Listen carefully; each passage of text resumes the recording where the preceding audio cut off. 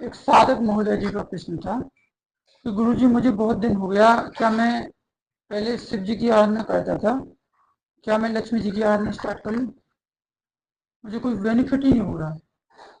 मैं इतने दिन हो चुका करते करते, ये जाहिर सी बात है, सभी के क्वेश्चन होते हैं कि हम अगर जिनकी पूजा कर रहे घर में विराजमान है, उनकी करते करते हम परेशान हो गए, हमें कोई बेनिफिट ही नहीं मिल पा रहा है। मतलब जो तरक्की होनी चाहिए उसकी वजह नीचे गिरते जा रहा है, तो हमारा दिल भी उस देवता से भर जाता है। अब नहीं करनी, अब मुझे पैसा चाहिए, अब मुझे शोहरत चाहिए, मुझे कुछ ऐसा चाहिए जिससे लोग सम्मान करें, ऐसा चाहिए कि लोग मतलब कुछ अलग, यूनिक। तो हम क्या करते हैं, अपने जो देवता हम जिस शक्ति उसको चेंज कर देते हैं। एग्जाम्पल के रूप में मान लेते चलिए कि जैसे कोई व्यक्ति हनुमान जी की आराधना कर रहा है, या चलो शिव जी की मान लो, मेरे आराध्य शिव जी हैं, उन्हीं को लेकर चलते हैं।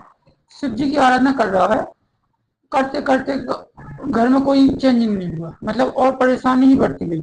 तो सबसे पहले जो मेरे साधक हैं जिन्होंने ये पूछा है, उनको हम बता दें कि आप जिसकी कर रहे हो आप उसी की कीजिए, चेंज मत कीजिए।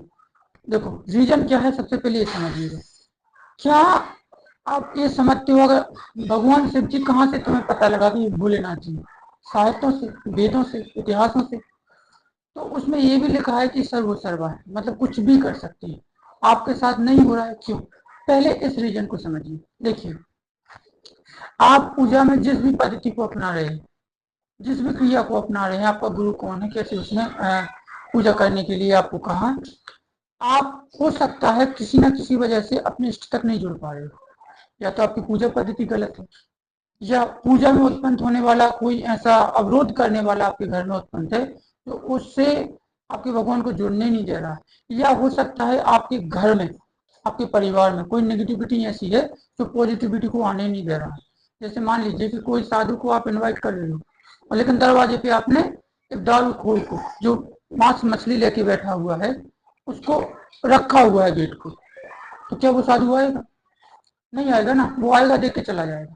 मतलब ऐसा कुछ है आपके घर में, आप थोड़ी पर्चा कीजिए, देखिएगा जो आपके प्रत्यक्ष हैं, या कोई ऐसी आजू बाजू की नेगेटिविटी है कि वो आपके घर में है, जो तुम समझ नहीं पा रहे, जिसकी वजह से कोई पॉजिटिव ऊर्जा आ ही नहीं पा रही। अब आपके सवाल में प्रश्न आता होगा कि यार इतने बड़े भगवान भोलेनाथ जी हैं, तो क्या ये छोटी मोटी नेगेटिविटी को हटा नहीं सकते, गंदगी को? एब्सोल्युटली हटा सकते हैं, एब्सोल्युटली हटा सकते हैं। लेकिन अब सवाल ये आता है कि आप उनको किस रूप में बुला रहे हो, उनकी ऊर्जा किस रूप में बुला रहे हो? अगर आप शिव जी को उपासक हो, आपके घर में ऐसी स्थिति है, अघोर पंथ की साधना कीजिए, अघोर पंथ का मंत्र जाप कीजिए।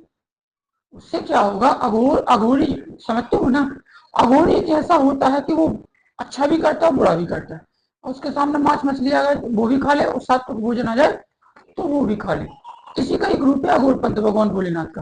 कहने का मतलब ये है कि कहीं ना कहीं तो गड़बड़ है आपकी, या आपके जो प्रत्येक देवता है, या कुल देवी या कुल देवता है, वो सात्विक नहीं है, तामसिक है।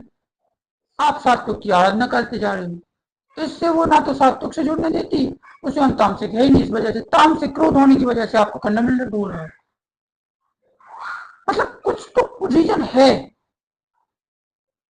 जैसे मान के चलिए कि आपके घर में कोई बिल्ली है, और उसका पूरे में घर में राज है, जहां चाहे जो भी चाहे, जब कुछ भी खा ले कुछ भी कर ले। आप क्या कर रहे हो, आपकी कहीं से, क्षमा कीजिएगा, बिल्ली पे हैवी होने वाली कोई चीज को इनवाइट कर रहे हो। जैसे आपके चारों तरफ घर में अंधेरा है, तो कहीं से रोशनी लाने की कोशिश कर रहे हो, तो क्या रोशनी, क्या बिल्ली घबराएगी?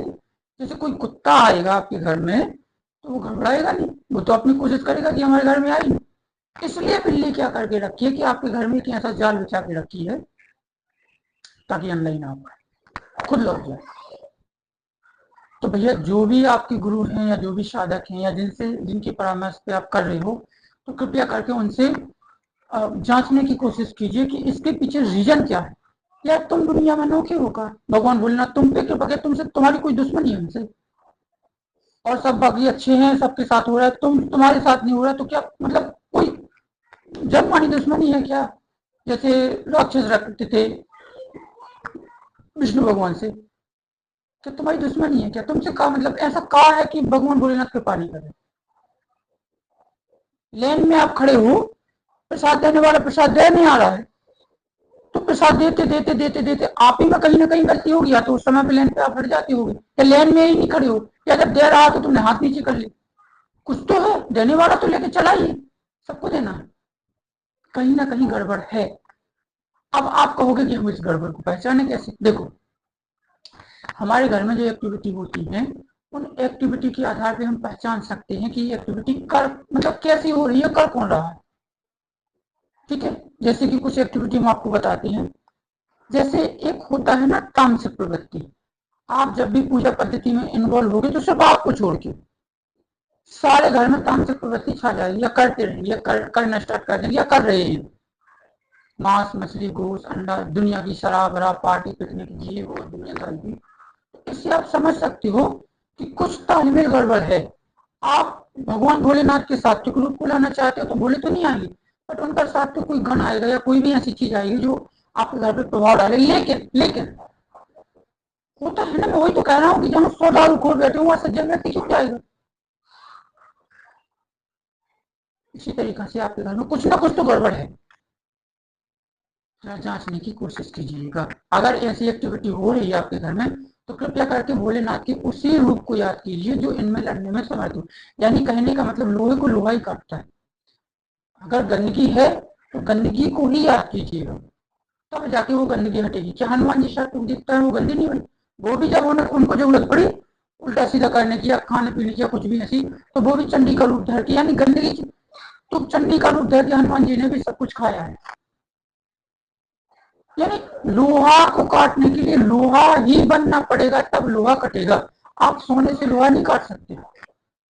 जैसी एक्टिविटी है डी अकॉर्डिंग देवता आपको चुनना पड़ेगा, और फिर उसकी पावर या उसकी एनर्जी को जब तक आप अपने घर में इन्वाइट या फ्लो नहीं करोगे तब तक कुछ नहीं होगा। और एक बात और मैं आपको बता दूं, आप कितनी भी पूजा कीजिए, कितनी भी साधना कीजिए, कुछ भी कीजिए हवन पद्धति, अगर उसमें कोई दक्षता रखने वाला कोई व्यक्ति या सही मार्ग से बताने वाला कोई व्यक्ति अगर नहीं है तो आप कितना भी कीजिए सफल नहीं होगी। क्योंकि पूजा एक छोटी क्रिया है, छोटी सी क्रिया है, समझिए।